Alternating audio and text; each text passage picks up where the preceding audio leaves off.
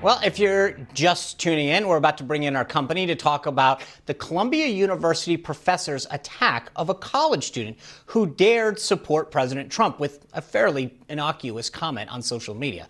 Well, here to talk about that is our company, Rob Smith, spokesperson for Turning Point USA and Republican strategist and partner at Ballard Partners, Adam Goodman. Gentlemen, welcome back. Thanks for having me. All right. So the interesting thing about this, Rob, is that you have a degree from Columbia. Here's the thing that I find fascinating. This kid posts this thing in response to a cartoon that wasn't flattering of the president. And he just said, hey, we're all entitled to our own opinion. And for this professor, the deputy chair of the political science department, goes after him in a very vicious way. Rob, Turning Point's on a lot of campuses. You're on a lot of campuses. Right. Is this an isolated incident, or is this what we're seeing on campus after campus?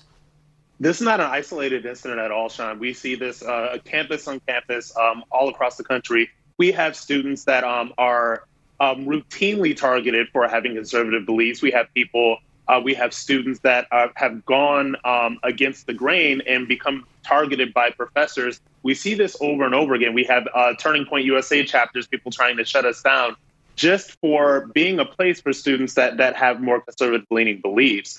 So this idea that academia is a place of tolerance really ends as soon as you start talking about conservative beliefs. Yeah. Adam, it's to me amazing what he did. But as Lindsay and I were just talking about, I think the other thing is sort of the deafening silence from anybody in the media or at Columbia or him himself to feel like this was inappropriate. In fact, we heard from the young man himself that he's getting attacked for his things from the left, as opposed to anyone saying, hey, sorry, that guy went too far.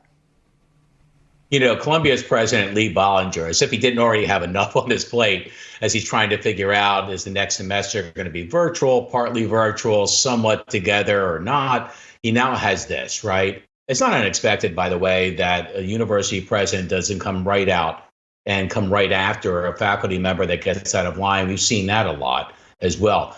Here's the bigger concern for all of us. As the health pandemic gives way to a psychological one, I think we're going to see more and more, Sean and Lindsay, intemperance, kind of vitriol, the kinds of things that divide us as opposed to pull us together. And on top of all that, we have an election that's just around the corner. And heaven forbid, if this is a close election, and we have to try to come together and figure this out.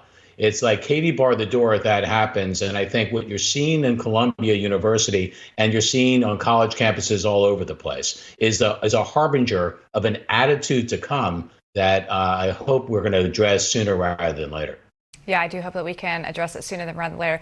Well, something that happened that was pretty good this weekend. President Obama gave 2 commencement speeches. Obviously, a great thing to do when all these students can't have commencements. I want to show you a little clip of it. Take a listen to this. You know, all those adults that you used to think were in charge and knew what they were doing, turns out they don't have all the answers. A lot of them aren't even asking the right questions. This pandemic has finally torn back the curtain on the idea that so many of the folks in charge know what they're doing. A lot of them aren't even pretending to be in charge. All right, so normally commencement speeches are a time to encourage the younger generation to go out there and improve the world. But as you can see, Obama making it kind of political and insinuating that leadership right now doesn't really know what they're doing and adults that are in charge. Rob, why does everything have to be so political right now? Can't we have a commencement speech that is just more about encouragement, and especially during a global pandemic? You know, it would have been nice if these things if the speech was a little bit more encouraging. I think that what the former president did was petty. He injected petty partisan politics into something that was supposed to bring people together. You know, everybody's going through this pandemic. The graduating class of 2020 has to have a virtual commencement. But this was an opportunity to kind of bring people together and kind of give people a message of hope. This is what Obama used to be known for, was hope. But instead, it was petty partisan politics. I would assume that a lot of the students that graduate in 2020 are also Trump supporters as well, or Republicans, and somebody that's, outside of the left. And so he's not even attempting to speak to those people. So when what he did was that he made this a partisan moment. And if you look even more in the speech, because I did watch a little bit more of that speech, it was very dark. It was a little hopeless. It was actually kind of depressing. And it really makes me curious about as to what message exactly is going to be coming from the left leading into the election.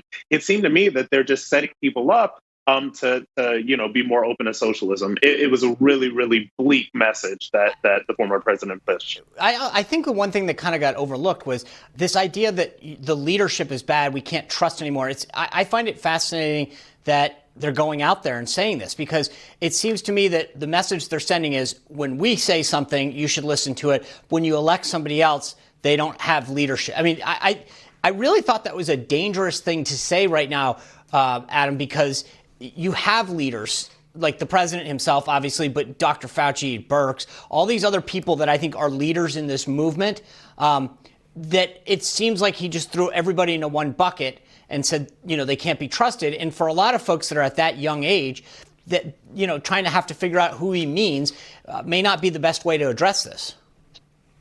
I totally agree. Can you imagine what kind of a message is that we're sending to the next generation, like run for cover from all the leaders that are out there trying to take care of something that is scaring the dickens out of all of us. But there's an even bigger overlooked part of this speech. And it was when Obama said the status quo needs fixing. The old ways don't work anymore. Think about that. The status quo needs fixing. The old ways don't work anymore. Do you think he's talking about Joe Biden? Do you think that Joe Biden, if that is the mark of what we should be looking for, would be the number one choice of Barack Obama among all the people out there? The old ways, that is Joe Biden. Status quo, that is Joe Biden. So yes, it was a political speech, but that was the part of it that I think was not only overlooked, but was somewhat revelatory in terms of what bothers Democrats moving into the fall campaign. Well, I think another interesting part about it, and we didn't play this clip, but he really encouraged these folks to go out there and figure it out themselves, which in and of itself is a great commission for say, hey, go out, grow up a little faster. You're going to have to. But at the same time, there's just a lot of platitudes that he's saying. He's not really giving them tools. And by saying, hey, leadership doesn't really have it figured out, but where are they to go? Let's say he is right. Where are they to go to get the answers? He's not even giving them the advice to do that.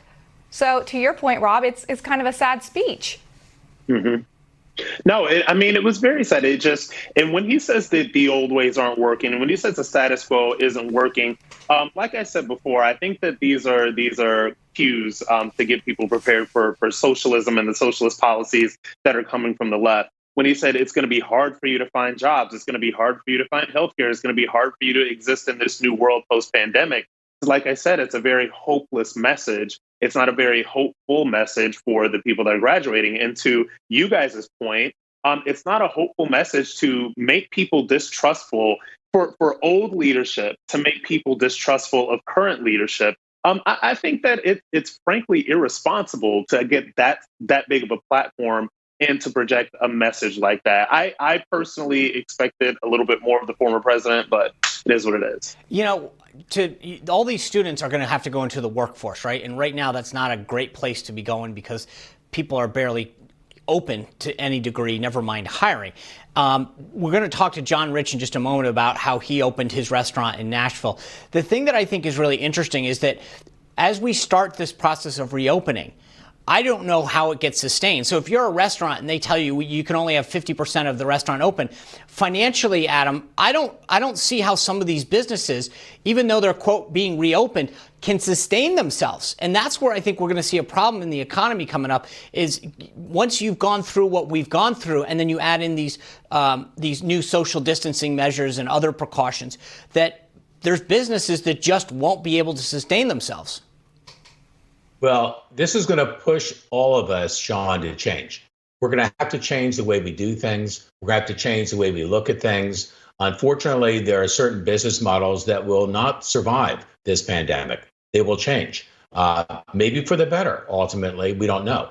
But it also mandates, Sean and Lindsay and Rob, mandates all of us to do our part in America. So when we go to a restaurant or we go out, we have to be socially responsible in the way we do that as well. we'll get out of this only one way, together, by pulling together and making sure we're doing the very things that keep us safe.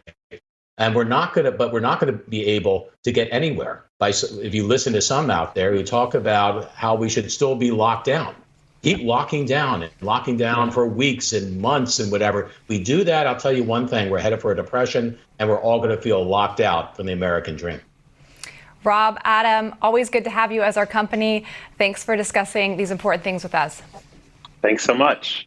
All right, well, up next, as Sean mentioned, we have country music star John Rich. He's going to talk to us about reopening his Nashville restaurant when we return.